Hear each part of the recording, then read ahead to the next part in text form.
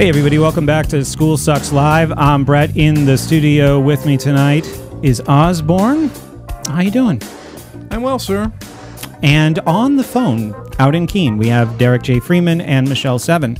The focus of our show tonight has been around a logical fallacy, a quasi-logical fallacy called the appeal to force. It's when you're having an argument with somebody and you're trying to use reason, and then they realize they don't have any good reasons, so they threaten you with some form of violence. Very popular. And we wanted to try and anchor the show tonight around a documentary that Derrick J recently starred in called Derrick J's Victimless-Crime-Spree. Right, Derrick? That's it, right. Thank you, Brett. And I want to make the plug clear to the listeners who haven't yet stumbled upon the documentary, Derrick J's Victimless-Crime-Spree. It's free online at victimless-crime-spree.com. It's also premiering here where I'm broadcasting from in Keene this Saturday, and we're having a poster giveaway contest for those who can't attend the live premiere. They can sponsor a seat. So those who would like to make a donation to sponsor a seat at the premiere can do so by donating via the chip-in at victimless-crime-spree.com, and those who do will be entered into a poster giveaway contest. And these are very exclusive posters, by the way. There are only 5 in existence. So it's an exclusive event, and thank you for plugging the film. So how long has it been up on YouTube for at this point? 1 month.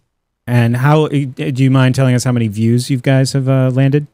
Upwards of 20,000 views. Oh, that's awesome. That's great. It's unclear to us. There's no way to know how many BitTorrents have been downloaded at this point, but there's also a BitTorrent version available, so that if people are more interested in downloading a version via the Pirate Bay or some other torrent downloading site, they're able to do that over the last month as well. And I know a lot of internet nerds prefer that method to a YouTube video player. So, you know, there have to be thousands of views coming from that as well, but no way to track them. Now, here's a question, and it's about feedback on the documentary so far.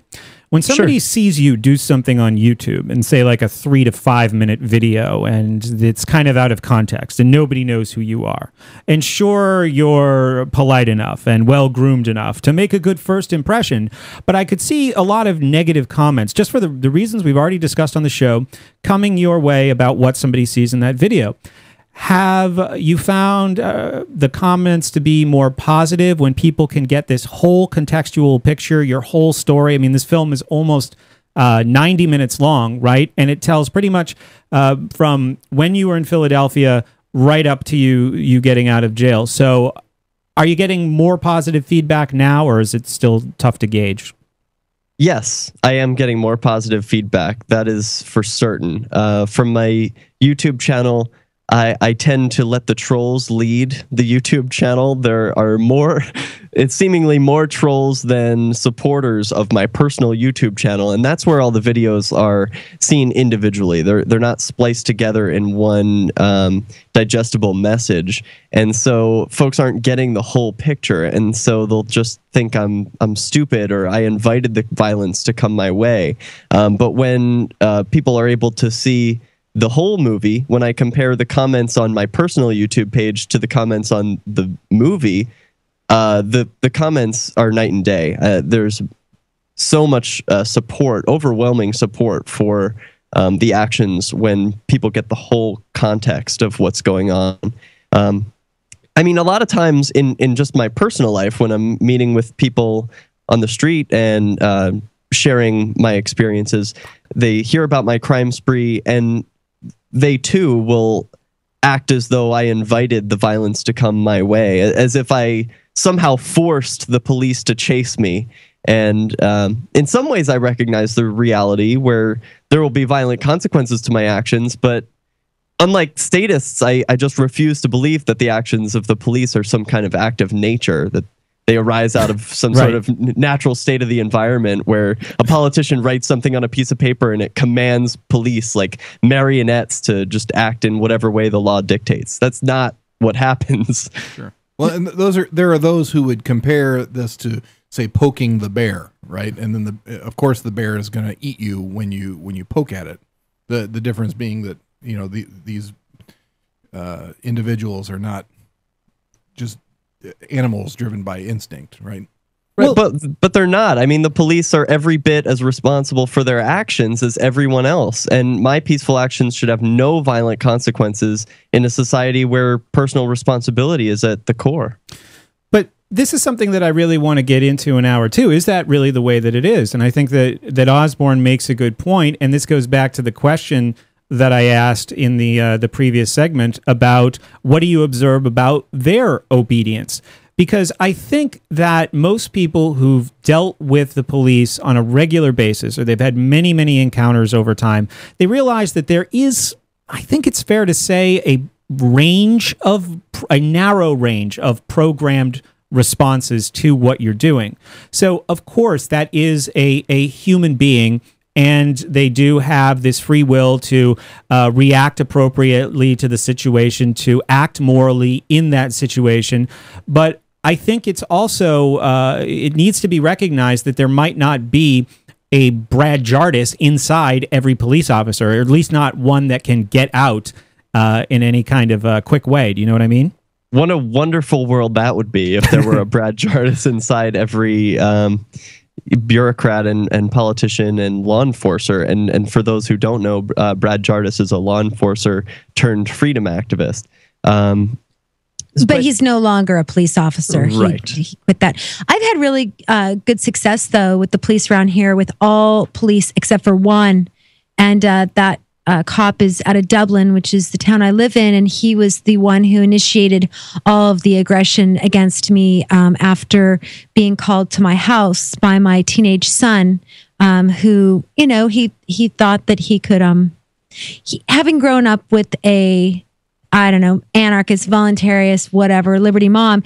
My kids just had not experienced the state. They'd been really insulated, and I just don't think that he had any idea of what he was doing when he did what he did. But in any case, the two cops that were called to my house, I wouldn't let them in my home, and consequently, one of them, who was a rookie and really, he has a lisp. And he's not real smart. And he's definitely one of those people that would have been part of, you know, Hitler's youth kind of thing, to get some accolades, because he's just really inept at everything. And his feelings were hurt because I wouldn't let him in the house, and he had to stay outside in 11-degree weather for an hour and a half. And he tried to, you know, seek information about me through my vehicles, and learned that my truck was not registered, and I said, I don't register any of my vehicles. So he actually, when we went to court, after he gave me a ticket a couple months later, he admitted in court that he had been looking for me, and he had kept his eyes out for me, you know, to pull me over for not having a registered vehicle. And so he has continued. He towed my motorcycle a week ago, and so this has been 2 years going on with him. Now, 100% of the other police officers in Keene, Peterborough, and Dublin, one town refuses to give me tickets altogether. They wave to me when I drive by. They all know that my vehicles aren't registered. In Keene, I've actually had police say recently, my most recent encounter, they asked me at 2 o'clock in the morning, as I was heading to my unregistered vehicle, if I would intercede in a situation where they were going to be arresting these two people and taking them to jail if they did not change their behavior, and asked if I knew them. I said, I know of them. I've spoken to them before. And there were 5 cops out, and one was a rookie, and said, why are you asking her to intervene? And one of the cops turned and he said, well, this is Michele Seven. She's an activist, and she's a peacemaker.